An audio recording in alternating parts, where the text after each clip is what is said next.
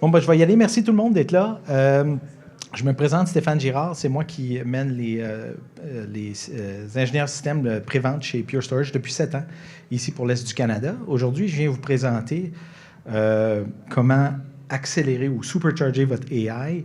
C'est une présentation que j'ai modifiée d'un workshop qu'on fait qui dure généralement presque une journée.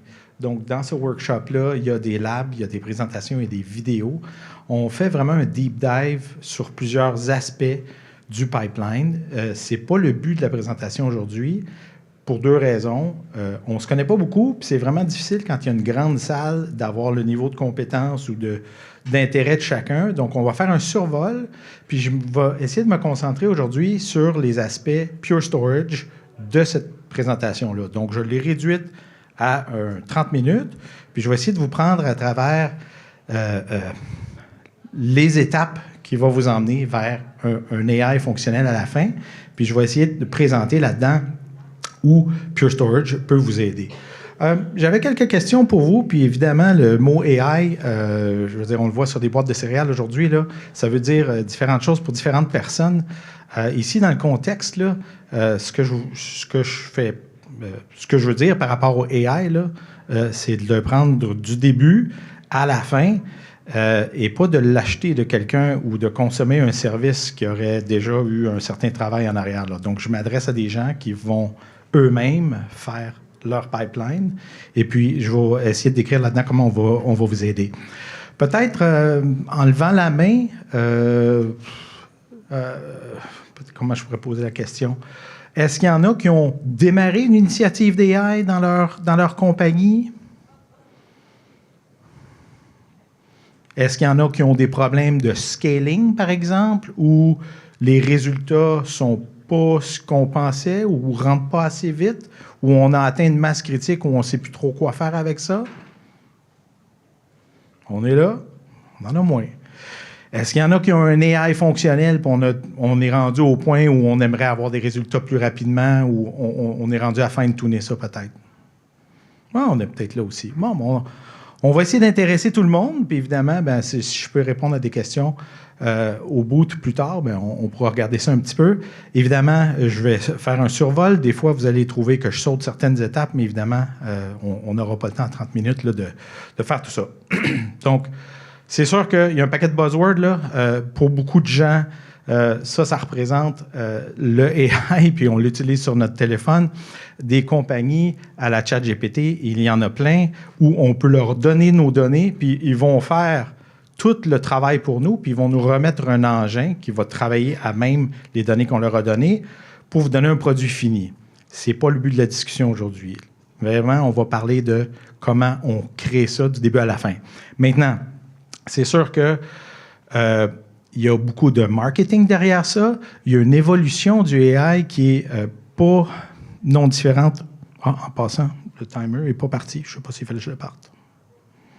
Ah, tiens, on est rendu. C'est pas vraiment différent de l'analytique qu'on faisait il y a quelques années. Hein. C'est juste l'évolution de ça. Puis, on va marier ça au niveau du compute à quelque chose qui ressemblait à du HPC, quelque chose qu'on voit moins un peu aujourd'hui. HPC qu'on faisait pour les grosses fermes de calcul pour calculer un truc bien spécifique, c'est un peu le mariage des deux, le AI, puis c'est l'évolution de ça. Puis évidemment, l'évolution de la technologie nous permet de faire ça. C'est purement dû au processing power qu'on a maintenant avec les cartes GPU, puis la rapidité qu'on peut avoir avec ça. Donc, c'est sûr que la croissance du AI fait que tout le monde y pense, tout le monde essaie de l'utiliser, tout le monde essaie de l'intégrer dans leur business parce que tous vos compétiteurs le font, d'avoir des insights et de savoir qu'est-ce que je devrais faire basé sur des tendances qu'un humain n'est pas capable de percevoir. C'est sûr que ça a une grande valeur. Ici, dans l'évolution du AI, on va parler aussi beaucoup du rendement. Donc, il y en a quelques-uns qui ont levé la main tantôt, puis ceux qui n'ont pas levé la main, je me pose la question, est-ce que vous avez regardé ça puis que vous avez décidé de ne pas le faire? Parce que ce qui arrive à la fin, c'est que c'est très financier tout ça. Combien d'argent je vais dépenser puis combien ça va m'en redonner à la fin? Si je dépense $1 pour avoir $1 en retour en insight, ça ne me donne absolument rien. Donc, évidemment, le but, c'est d'accélérer ça puis de dépenser suffisamment d'argent, mais pour avoir un gain à la fin. Donc, on m'a menti. Ah! Voilà, c'est parce que j'ai pas les mêmes slides ici. Je pensais que ça allait suivre. Voilà, donc on va vous prendre de l'architecture au développement, à la production. Vous allez voir que ça se situe différentes étapes dans votre cheminement de AI, puis chacun a ses particularités, puis ses spécificités par rapport à ça.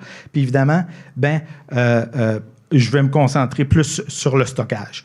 Évidemment, tout ça, c'est moderne. Le AI change beaucoup. Si je faisais cette même présentation-là, il y a 1 an ou il y a 2 ans, j'aurais d'autres choses à dire. Ça évolue beaucoup. Les outils sont très malléables. Ils varient beaucoup. Donc, il faut que votre infrastructure suive ça. Donc, dès le début, quand on fait le design de cette infrastructure-là, si on n'a pas pensé d'avoir une flexibilité, on va se frapper à des murs, puis c'est là que ça devient très difficile à scaler à ce moment-là. Donc, l'importance de ces décisions-là, dès le début, vont guider là où on va s'en aller. Je vous montre un pipeline du début à la fin, à quoi ça ressemble. Je pensais que j'en avais un derrière moi, on va regarder ici. Donc, l'ingestion de données. Il y a quelques années, je vous ai parlé tantôt d'analytique. Certains vont se souvenir de buzzwords comme Hadoop, etc. On faisait un data lake, on mettait un paquet de trucs là-dedans. Maintenant, l'ingestion de données inclut beaucoup de choses. Ça inclut même des médias sociaux, ça inclut la température, ça inclut plein de choses. Maintenant, ces données-là, je devrais les travailler jusqu'au point où je vais avoir des insights à la fin. C'est ça que normalement on appelle le AI. Les choses entre les deux, ça porte différents noms, tout dépendant du use case. C'est pas le but de la présentation de faire un deep dive là-dedans parce que ça devient très complexe, puis c'est pas vraiment le but de ça ici. Donc, au niveau du stockage, à quoi ça ressemble tout ça? Ça ne se ressemble pas. Donc, pour partir du début à la fin, dans certains cas, je vais avoir des fichiers très petits. Je vais en avoir beaucoup. Des fois, je vais avoir des fichiers très gros. Pardon. Des fois, je vais avoir besoin d'une latence très basse. Des fois, je vais avoir un parallélisme incroyable. Quand je vais faire le machine learning, je vais essayer de tout computer en parallèle parce que tout ça, ça peut se faire en parallèle. Parfois, il faut que ça se fasse de façon séquentielle. Donc, je vais regarder la latence. Tous ces paramètres-là de stockage sont très difficiles à retrouver dans une seule plateforme. Donc, ça ressemble un petit peu à ça. Fait qu'à la fin, si on y va avec des méthodes traditionnelles ou des produits conventionnels, on se retrouve avec un silo spécifique à chacun de ces trucs-là. Donc, je pourrais avoir du stockage directement attaché en début de cycle de vie, qui est très difficile à scaler, qui ne me permet pas d'évoluer avec le temps. Puis, à la fin, quand je fais vraiment l'analytique, puis il y en a peut-être parmi vous qui le font sur le cloud, vous allez remarquer que 1 terabyte, ça coûte un certain prix chez un cloud provider, mais quand je me mets à y toucher à ce terabyte-là, puis que je me mets à sortir de l'analytique, soudainement, il change de prix parce que j'ai demandé un niveau de latence puis un niveau de throughput qui est peut-être au-delà du traditionnel. Donc, les coûts se mettent à exploser à la fin quand je me mets à exploiter le même terabyte. Donc, évidemment, tout ça, ça change la complexité là, du stockage puis comment on va finir par déployer ça. Donc, l'important... s'il y a des gens qui étaient fervents de l'hyperconvergé ici, désolé de vous décevoir, ça ne fonctionnera pas avec ce genre de scaling-là. Il faut séparer le compute du storage parce que les deux vont évoluer d'une façon complètement indépendante et vont avoir des besoins bien différents. On va aller vers des outils open source, standard open space. Pourquoi? Parce que ce qui marche aujourd'hui ne marchera plus dans 6 mois. Puis dans 1 an, on va avoir encore déployé des nouveaux produits, des nouvelles stratégies, des nouvelles façons de faire. Donc, d'avoir un écosystème qui est flexible, puis surtout qui me permet une c'est beaucoup de mots ça, une automatisation de mes workflows, ça va me permettre d'accélérer cette adoption-là. Souvent, les gens vont regarder ça comme storage as code. Je ne veux pas me gérer le storage, je veux gérer comment j'envoie mes choses et je veux que le storage s'occupe de lui-même. Donc, quand on a atteint ce point-là, c'est là qu'on va avoir une architecture assez flexible pour pouvoir m'adapter au scaling, parce qu'on va voir un petit peu plus loin dans la présentation que ça devient un challenge, mais aussi au futur, parce que ce qui est à la mode aujourd'hui, ou le type d'insight que je fais aujourd'hui, comme je disais, il y a 10 ans, je ne pense pas qu'on se serait imaginé construire un insight pour une compagnie de finance en regardant des Twitter feeds ou des X-feeds maintenant. Et évidemment, ces choses-là n'existaient pas, donc il n'y avait pas de stratégie autour de ça. C'est complètement différent aujourd'hui. Au niveau du networking, toujours au niveau de l'architecture, l'Ethernet est peut-être un petit peu plus moderne de ce côté-là, me permet des vitesses assez impressionnantes. Puis pour les gens peut-être qui ont moins travaillé avec le AI ou qui n'ont pas fait de machine learning, sachez qu'il y a maintenant des protocoles où les GPU peuvent s'adresser maintenant directement au stockage. On va bypasser le CPU, puis on va aller chercher l'information directement là. Pourquoi? Parce que je me retrouve avec une carte GPU qui a des milliers de cœurs. Si je demande à chacun de ces cœurs-là de dealer avec le CPU, puis toutes les I/O, à travers ça, ça me crée un nouveau bottleneck. Donc, si je leur permets à eux d'aller chercher directement via GPU Direct l'information qu'on a besoin sur le storage, je peux rendre mon environnement complètement parallèle. Évidemment, l'InfiniBand est encore là. Si vous avez investi là-dedans, ce n'est pas mauvais non plus. Une latence très basse, on est capable d'avoir un bon throughput, mais on réserverait l'InfiniBand à travers les nœuds. Pour le stockage, je dirais que c'est peut-être moins à la mode. Peu importe ce que vous entendez, là. Les gens qui justifient ces infrastructures-là, souvent, c'est parce qu'ils sont déjà en place, mais de déployer ça from scratch aujourd'hui, ça serait peut-être un petit peu l'année passée. Oups. Évidemment, tout le monde a ici des actions d'NVIDIA qui ont acheté il y a 10 ans et ont fait beaucoup d'argent avec ça. C'est le leader de ce côté-là. Il n'y a pas vraiment d'équivalent. Chez NVIDIA, on nous propose l'architecture DGX, qui est un turnkey, c'est un serveur qui va avoir un paquet de GPU prêt à fonctionner. On a des solutions OEM, donc vous avez des Dell, des Cisco, etc., qui vont utiliser les mêmes cartes GPU, mais cette fois-là, wrappées dans un serveur par ce manufacturier-là ou third party. Puis, tout ça va matcher le niveau de compute que je vais pouvoir faire. Donc, évidemment, quand je reviens là, tantôt, je vous disais qu'il faut détacher les deux. Ça se peut que votre dataset ne soit pas très gros, mais que vous ayez besoin de beaucoup de compute ou totalement le contraire. Puis ça, ça vous appartient, le type d'insight que vous allez faire, puis le type d'analytique que vous allez faire. Tout ça, puis j'ai vu beaucoup de clients le faire avec carrément un serveur sans nom, un paquet de cartes GPU de gamer, puis essayer de tirer quelque chose de ça. Vous êtes très limité dans ça parce que la sauce secrète, c'est le stack software qu'NVIDIA nous propose ici. Sans ça, ça va être très, très difficile de tuner votre environnement parce qu'on se rapproche plus du HPC où est-ce qu'on essaie d'exploiter chacun des composants du matériel. Mais l'affaire, c'est que votre workload n'est pas statique. Il va changer dans le temps, puis vos workloads vont devenir autre chose au fil du temps parce que dans votre data pipeline, vous allez rajouter des nouveaux paramètres qui n'existaient pas au début. Le type de calcul va changer. Si vous n'avez pas un stack software qui vous permet de scaler, le scaling toolkit que NVIDIA va nous donner, vous allez vous frapper à plusieurs nœuds. On va en regarder tantôt. Si on avait une plateforme All Flash ici. Ça irait plus vite. Voilà. Donc, l'autre partie, c'est comment je vais computer ça. Est-ce que je déploie ça sur mes serveurs? Est-ce que je roule des VM? Ce qui est à la mode aujourd'hui, c'est de rouler des containers. Pourquoi? Parce que c'est facile, c'est lightweight, puis je peux en déployer tant que j'en veux. Ça se passe bien. Maintenant, des containers, ça n'a pas été fait pour avoir du stockage persistant. En fait, ça n'a pas été fait pour ce que la plupart des gens font avec. Donc, il faut réparer ça un peu en essayant d'avoir une certaine persistance. Puis c'est là que pour réparer les containers puis avoir une persistance, on va essayer de s'adresser à un stockage maladroitement. Des fois, on va parler d'une BD pour lui donner l'état. Des fois, on va monter un share NFS qu'on va hard-coder dans le container. Tout ça va me mener vers la situation en bas où ça va être très difficile à un moment donné.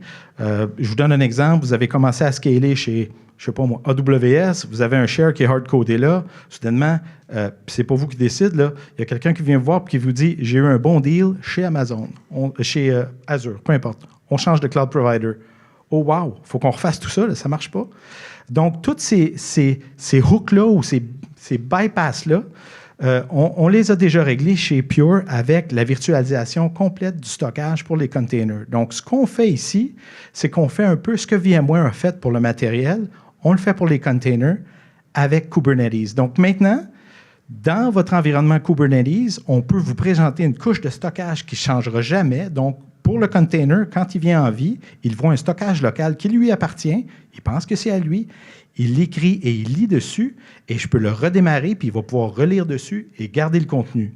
Maintenant, parce que nous, on l'a complètement virtualisé, en arrière de ça, ou plutôt en dessous de ça, nous, on a rajouté un paquet de fonctionnalités. On peut faire de la réplication, on peut faire des snapshots, on peut le bouger d'un data center à l'autre ou le bouger d'un type de stockage à l'autre. Tout ça, c'est complètement transparent pour les containers. Donc, si j'ai un container qui roule sur Azure aujourd'hui, puis j'ai un bon deal parce que mon représentant Google m'appelle puis me fait un prix spécial, je vais le redémarrer ici, la couche de stockage va être identique de ce côté-là. Donc, vous me voyez venir, ça me permet de scaler aussi un peu sur n'importe quoi, puis de bouger mes trucs. Puis, dans certaines implémentations d'AI, ce que les gens oublient, c'est, est-ce que vous êtes prêts à vivre pas de ceinture? La réponse est généralement non, parce que si vous n'avez pas de revenu attaché, c'est un projet. Si vous avez un revenu attaché à ça, c'est un produit à l'interne qui a des revenus, mais il faut faire des backups. Comment on fait pour faire un backup d'un container qui existe juste quand je le démarre? Avec Portworx, parce qu'on a virtualisé tout ça, on peut le prendre en backup, on peut même faire des copies, puis d'avoir une résilience géographique par rapport à ça. Voici comment aujourd'hui les gens dépensent pour faire le AI. On collecte les données, c'est pas cher. Et on s'en va jusqu'à la fin du pipeline où on se met à investir des tonnes d'argent pour essayer de sortir des insights. Tout le monde a déjà vu le vieux dicton qui dit « garbage in, garbage out ». Si je feed dans mon pipeline n'importe quoi, à la fin, je vais trouver des réponses sur n'importe quoi. Donc, c'est au début qu'il faut dépenser l'argent. Il faut s'assurer d'avoir des données clean pour me rendre à des décisions efficaces à la fin. Si je n'ai pas renversé cette tendance-là, il y a beaucoup de gens qui, comme vous, se retrouvent avec peut-être une immaturité là, par rapport à ça, puis on se retrouve, oh, j'ai toutes ces données-là, qu'est-ce que je fais? Oh, on va juste commencer à pelleter là-dedans. Non. C'est là qu'on va avoir un data scientist, normalement, qui va se mettre à faire un travail là-dedans, puis croyez-le ou non, je vais juste sauter ici la slide. Je vais juste sauter ici. Oups. Je vais sauter, je vais revenir. 45% du temps d'un data scientist, c'est de nettoyer vos données et de les intégrer dans le système. Donc, on pense souvent, c'est un peu comme des rénovations ou une peinture, la préparation, souvent, prend beaucoup plus de temps que de faire le résultat fini. De préparer vos données et de s'assurer qu'on a les bonnes données, ordonnées de la bonne façon, va me permettre de sortir des insights. On a vu un paquet d'aberrations quand on pose des questions à ChatGPT ou pour ceux qui ont travaillé avec ça même pour faire des blagues, on ressort des aberrations des fois parce qu'on peut trouver des conclusions qui n'existent pas si on ne fait pas trop attention. Si c'est votre pain puis votre beurre, sortir de l'analytique de vos données, peu importe la raison pourquoi vous le faites, si vous commencez du mauvais pied, c'est sûr que ça va être difficile de ressortir de là. Je vais revenir ici sur ça. Ça, c'est une slide que j'ai gardée de l'ancien deck. Là. Comme je vous dis, c'est une session de presque une journée là, où est-ce qu'on fait un deep dive sur ces choses-là. Mais je voulais juste identifier là-dedans. Ça, c'est le pipeline typique. Là. Je me retrouve du début à la fin avec du AI. Puis ça, c'est toutes les étapes qui vont me mener vers là. Les gens, il y a beaucoup de gens qui pensent que le AI, c'est les 2 boîtes vertes là, où est-ce qu'on va faire un training ou du machine learning. C'est une des phases, puis des fois, on peut même l'outsourcer, cette phase-là, à quelqu'un. Mais le reste du temps, il ne faut pas penser que les données n'existent pas. Tous les boîtes en orange, c'est des données, c'est du stockage, c'est du vrai stockage que je dois utiliser, ça. Donc, pour toute initiative de AI, évidemment, ça me prend du stockage, ça me prend du stockage flexible. Et avec Portworx, vous l'avez deviné, je vous donne un environnement ici qui est flexible pour votre environnement de développement. Donc, qu'est-ce qui me manque à partir de là? Toutes les plateformes en haut se mettent à envoyer des workloads de tailles différentes, mais au moins, ils s'en vont tous à la même place. Tout ce que j'ai à faire de mon côté, c'est leur fournir un stockage qui est capable de dealer avec toutes ces choses-là. Je vous ai gardé un exemple ici, je saute un peu, là, un pied de côté. Je vous ai donné un exemple ici du type de choses qu'on doit faire quand on manipule des données. Le 45% du temps que votre data scientist va passer, c'est à faire du triage de données. Maintenant, vous avez 100 fichiers à trier, c'est facile à faire à la main. Vous avez 100 millions de fichiers, ça ne se fait pas trop à la main. Quand j'ai 100 millions de fichiers, juste faire une procédure facile comme changer le ownership ou tout simplement les lister, ça peut me prendre plusieurs minutes. Donc, ce qu'on a fait avec le FlashBlade, on a créé un Rapid File Toolkit. Qu'est-ce que c'est? Parce que c'est nous qui fait le stockage. Le stockage n'est pas traditionnel, c'est un gros key value. Puis sur ce key value-là, on garde un paquet de métadonnées sur vos données. Fait que quand on fait des listings comme ça, on ne va même pas toucher à vos vraies données. On va tout simplement aller les changer dans les métadonnées. Qu'est-ce que ça donne? Bien, ça donne que je peux faire des ls, des copies, je peux enlever des fichiers, même changer les permissions. Puis s'il faut mettre des chiffres là-dessus, parce que ça parle des fois un petit peu mieux, c'est le genre de niveau de vitesse qu'on atteint juste en changeant la façon que je vais faire ça. Si je demande à un stack Linux normal de me lister les fichiers, il va tous les lister dans l'ordre, ça va être très long. Si je vais dans un FlashBlade puis je lui demande de sortir les métadonnées par rapport aux fichiers, je vais le recevoir dans un ordre peut-être différent, mais je vais le recevoir 49 fois plus vite. Oups, c'est dans mon autre slide, mais peu importe. Vous voyez l'idée? Toutes les opérations de base comme ls, find, disk usage, de l'autre côté, j'ai des change ownership, etc.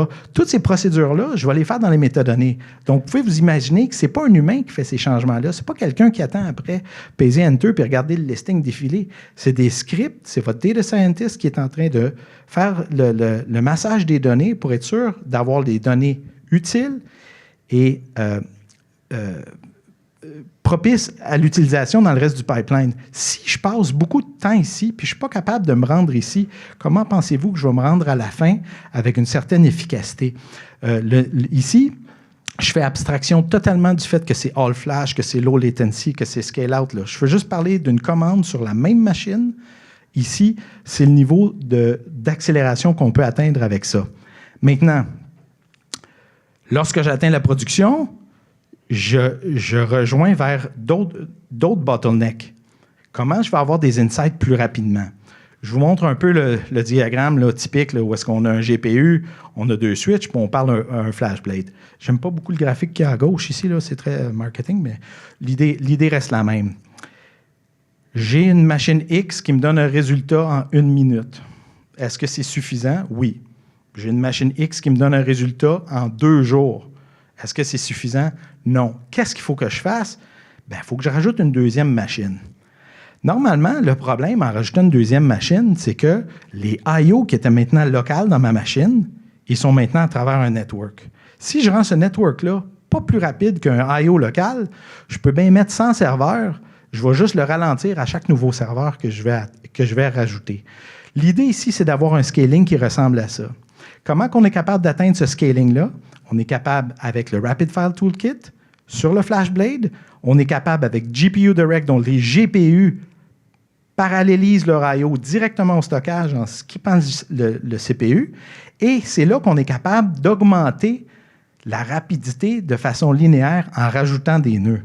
Donc, de passer de 2 jours à 2 secondes, si c'est le type de résultat que j'ai besoin, bien, ça me permet de scaler. Puis ça, si on n'a pas le bon environnement pour commencer, on a beau lancer des GPU de gamer, des machines cheap que j'ai mis un paquet de GPU, tout branché ça d'une switch Ethernet, ça ne marchera pas. Ça me prend la bonne infrastructure et il faut le commencer comme il faut parce qu'on va rajouter des morceaux là-dedans.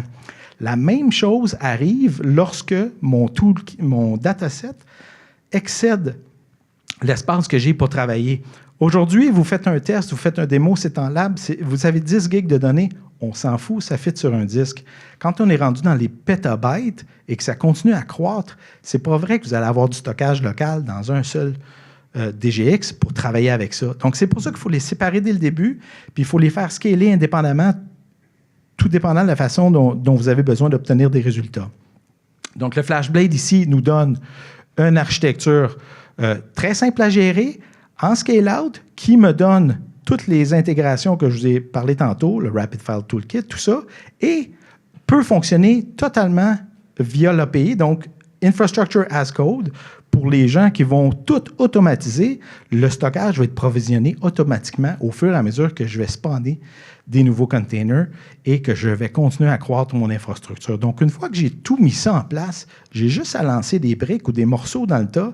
Je vais scaler mon infrastructure au niveau du stockage ou au niveau du compute pour avoir des résultats plus rapidement.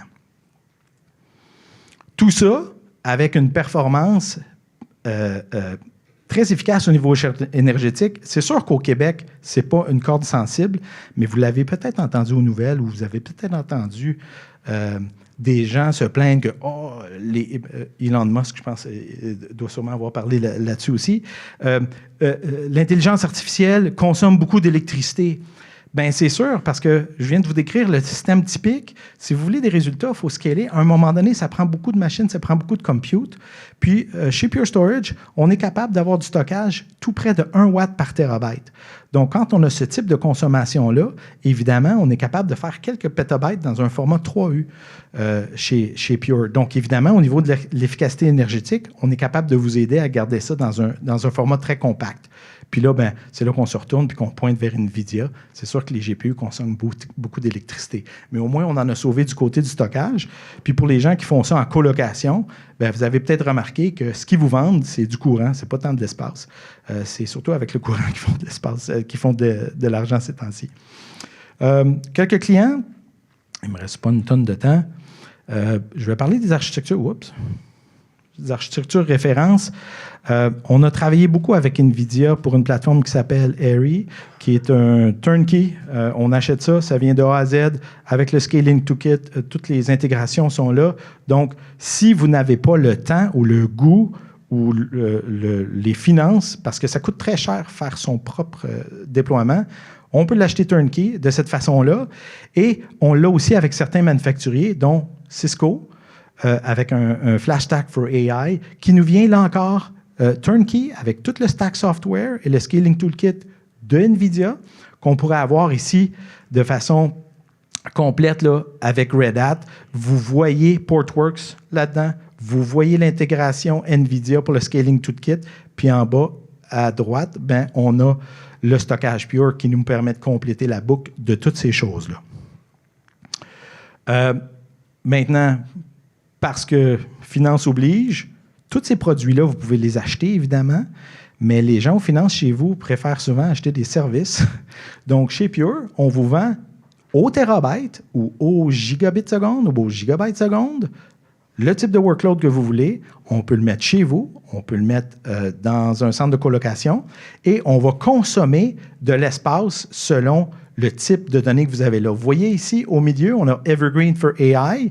Ça se peut que vos données résident là un certain temps, puis après ça, je pourrais le mettre dans un espace de rétention qui me coûte beaucoup moins cher par terabyte. Parce que l'infrastructure roule un seul système d'exploitation, grâce à l'API, je peux faire bouger ces données-là sans effort. Donc, quand le cycle de vie est terminé, je vais le mettre sur du stockage moins cher. Puis à ce moment-là, ben, vous pouvez choisir à travers les listes de différents niveaux de performance l'endroit qui est propice dans votre data pipeline. Ça fait du sens un peu pour vous, cette consommation cloud-là? Je parle vite. Comme je vous dis, c'est comme une journée que j'ai essayé de cramer 30 minutes. Puis j'ai fait un survol très rapide sur bien des affaires. Du AI, c'est pas juste ChatGPT qui je pose des questions, ça c'est le résultat de quelqu'un. Je vous donne des applications un petit peu plus real life. On avait un client ici qui s'appelait Element AI qui faisait du AI de façon commerciale à Montréal. Ils ont été rachetés par ServiceNow, ils font plus ça. Ils le font encore, mais ils le font pour eux-mêmes, donc ils le vendent plus. Mais il y a beaucoup d'argent à faire à figurer le prochain step. Je vous donne un exemple bien concret. C'est le Super Bowl. Moi, je vends de la bière. Je le vends à quel prix? Quelle équipe joue? Dans quelle ville? C'est quoi la température? Qu'est-ce que les gens tweetent sur le joueur numéro 1 qui s'est affilié à, je ne sais pas moi, Budweiser, pour lequel les gens de marketing ont peut-être fait un drôle de move. Quand je compute toutes ces choses-là, je veux savoir, moi, comme vendeur de bière, quel prix je devrais le vendre parce qu'il fait 30 degrés à telle ville, puis ils sont en train de perdre, puis tout ça, ça vaut de l'argent et on parle de millions de dollars. Là. Donc, à la fin, de savoir quoi faire, c'est là quelle est la valeur du AI. Et toutes ces choses-là, ce n'est pas des choses qui n'existaient pas avant. C'est des choses qu'on faisait à la main. On faisait ça avec un outil d'analytique, puis je sortais un rapport, puis je regardais ça, puis il y avait un petit peu de feeling autour, puis je prenais une décision avec ces trucs-là. Maintenant, cette décision-là, elle est à moitié prise parce qu'on a été capable de comparer beaucoup plus efficacement et à travers beaucoup plus de modèles parce qu'il y a maintenant une machine qui le fait à ma place. Super! J'en ai pour 30 minutes. Si vous avez des questions, vous pouvez venir me voir à la fin. Je vous remercie tout le monde.